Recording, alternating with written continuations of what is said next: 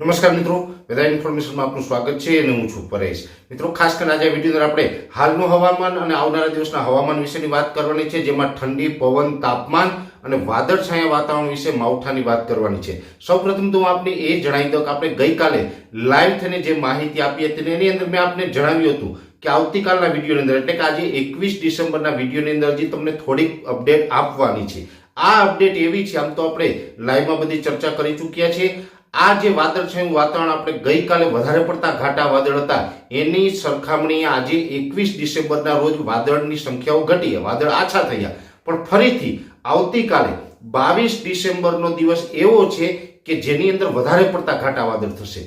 જો કે ગઈકાલ અને આજે એટલે કે 20 ડિસેમ્બર અને આજે 21 ડિસેમ્બર એમ બે દિવસની અંદર અમુક જગ્યાએ એકલ દોકલ જગ્યાએ સામાન્ય છાંટા પડ્યા હોય એવા પણ સમાચાર મળ્યા છે। અને આમ તો આપણે ઘણા દિવસથી કહીએ કે આમાં કોઈ મોટું માવઠું નથી, ક્યાંક ક્યાંક એકદમ છૂટા છવાયા અને એકદમ સામાન્ય છાંટા ક્યાંય પડશે, અને એ પણ અમુક ગામડાઓમાં કોઈ એકલ દોકલ સેન્ટરમાં ક્યાંક આવા છાંટા પડ્યા છે। આનાથી વિશેષ કશું નથી। હવે આવતીકાલનો દિવસ છે 22 ડિસેમ્બરનો।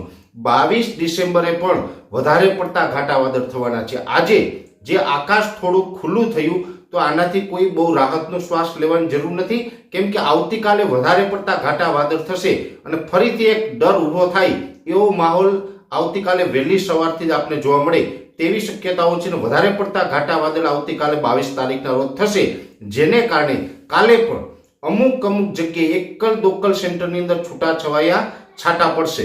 એટલે જે આપણું અનુમાન હતું માવઠું, તો એ માવઠાનું જે 22 થી 25 ડિસેમ્બરનું હતું એની જગ્યાએ થોડુંક વહેલું થયું, પણ એ કહી શકાય કે આવતીકાલે 22 તારીખ છે અને 22 તારીખે પણ પડે, એટલે આપણે ક્યાંક જે આપણું લાંબા ગાળાનું અનુમાન હતું એ મુજબ થોડુંક વહેલું ગણી શકાય 2 દિવસ, પણ આપણે એની નજીક આ એક પરિસ્થિતિ સર્જાણી છે। જોકે આ જે 22 તારીખે છૂટાછવાયા કે છાંટા પડશે એકદમ સામાન્ય છાંટા હશે ને એકદમ છૂટાછવાયા હશે, પણ વધારે પડતા ઘાટા વાદળને કારણે કાલે ડરનો માહોલ ફરીથી ઊભો થશે અને એ પછી પરમ દિવસે એટલે કે 23 ડિસેમ્બરના રોજ વાતાવરણ છે ફરીથી ખુલ્લું થઈ જશે। એટલે પછી વાતાવરણ ખુલ્લું થશે ને પછી હમણાં કોઈ નજીકના સમયની અંદર માવઠાની શક્યતાઓ હાલ દેખાતી નથી।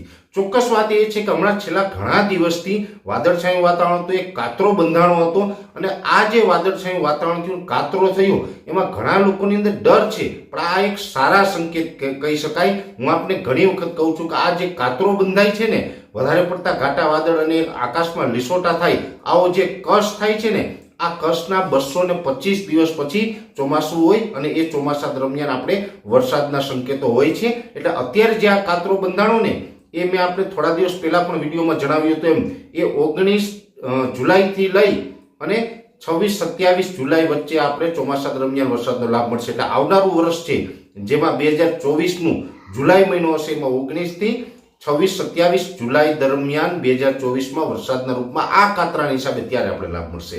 એટલે આ કાતરો થયો એ પણ આપણા માટે ખૂબ સારી બાબત છે। જોકે આ જે છેલ્લા ઘણા દિવસથી આપણે વાદળછાયું વાતાવરણ છે, કાતરો છે, આને કારણે તાપમાન ઘણું બધું નીચું આવી ચૂક્યું હતું, પવનની સ્પીડમાં વધારો થયો હતો। પવનની સ્પીડ છે એ સામાન્ય કરતાં વધીને 16 થી લઈને 20 કિલોમીટર પ્રતિ કલાકની ઝડપ થઈ હતી। એ પરમ દિવસ 23 તારીખથી પવનની સ્પીડ છે ફરીથી 8 થી લઈને 11 કિલોમીટરની થાય તેવી શક્યતાઓ છે। એટલે પરમ દિવસથી પવનની સ્પીડ પણ ઘટી જશે। જોકે એ સાથોસાથ પવનની સ્પીડ ઘટવાની છે, આકાશ ખુલ્લું થવાનું છે, વાદળો હટવાના છે 23 તારીખથી, જેને કારણે તાપમાન છે એમાં પણ 2 ડિગ્રીનો વધારો થઈ શકે। અત્યારે જે મહત્તમ તાપમાન છે એ એવરેજ જોવા જાય તો 28 થી લઈને 31 ડિગ્રી સુધી નોંધાઈ રહ્યું છે ગુજરાતના અલગ અલગ સેન્ટરોમાં, એની જગ્યાએ 30 થી લઈ અને 33-34 ડિગ્રી સુધી તાપમાન છે એ 23 થી લઈ અને 26 ડિસેમ્બર દરમિયાન જોવા મળે તેવી શક્યતાઓ છે। એટલે તાપમાન છે ને એ 3-4 દિવસ માટે 23 તારીખથી ઊંચું જવાનું છે, અને એ પણ બહુ વધારે નહીં, પણ સામાન્ય રીતે ગણી શકાય કે 1 થી 2 ડિગ્રી આસપાસ અલગ અલગ વિસ્તારો પ્રમાણે તાપમાન ઊંચું જશે। જોકે એનાથી જે રાત્રિની ઠંડી છે એમાં કોઈ ફેર પડવાનો નથી, એટલે લઘુત્તમ તાપમાન છે તો નીચું જ રહેશે। રાત્રે જે આપણે ઠંડીનો અનુભવ કરી રહ્યા છીએ એ કન્ટિન્યુ રહેશે, પણ જે બપોરના સમયે છેલ્લા 2-3 દિવસથી થોડું વધારે ઠંડુ દેખાતું હતું એ બપોરના સેશનની અંદર આપણે 23 થી 26 ડિસેમ્બર વચ્ચે થોડુંક એ ઠંડી ઘટે એવી શક્યતાઓ છે। જોકે અત્યારે ઠંડી પડવી જોઈએ, અત્યારે જે ઠંડી છે એના કરતાં પણ વધારે તાપમાન નીચું જવું જોઈએ એવું નથી થયું, છતાં પણ જે આપણે ઠંડી છે એ કન્ટિન્યુ આપણે જોવા મળી છે ને, જે આવનારા દિવસમાં પણ પછી ઠંડી જોવા મળશે, પણ 23 થી 26 ડિસેમ્બરમાં 1-2 ડિગ્રી તાપમાન છે વધી શકે છે. એટલે ખાસ આ જે હવામાન વિશેની વાત હતી, આવનારા દિવસમાં નજીકના સમયમાં બીજા કોઈ માવઠાની શક્યતાઓ નથી. આવતીકાલનો 22 ડિસેમ્બરનો જે સમય છે એ આપણા માટે થોડોક માહોલ ખરાબ કરી શકે છે. હવામાનમાં ફરીથી આપણે પલટો પણ આવતીકાલે જોવા મળશે ને વધારે પડતા ઘાટા વાદળ જોવા મળશે, પણ એનાથી કોઈ ડરવાનું કે ગભરાવાનું નથી. હું છેલ્લા ઘણા દિવસથી કહું છું કે આમાં કોઈ એવું મોટું માવઠું થવાનું નથી કે સાર્વત્રિક કોઈ એવા વરસાદો થવાના નથી. એટલે કોઈ ડરતા નહીં, ગભરાવતા નહીં. નકર તો ઘણા બધા અમુક યુટ્યુબ ચેનલમાં અથવા તો અમુક મીડિયાની અંદર પણ એક ખેડૂતોને ડર લાગે એવા પણ સમાચારો ક્યાંય આપ્યા હતા, પણ હું વારંવાર આ વસ્તુનું ખંડન કરતો રહ્યો છું. અને મહાદેવ તથા દ્વારકાધીશની કૃપાથી આપણે આમાં બહુ વાંધો નથી આવ્યો ને આપણું જે અનુમાન હતું એ દ્વારકાધીશની કૃપાથી એ જ મુજબ આપણે જોવા મળ્યું છે.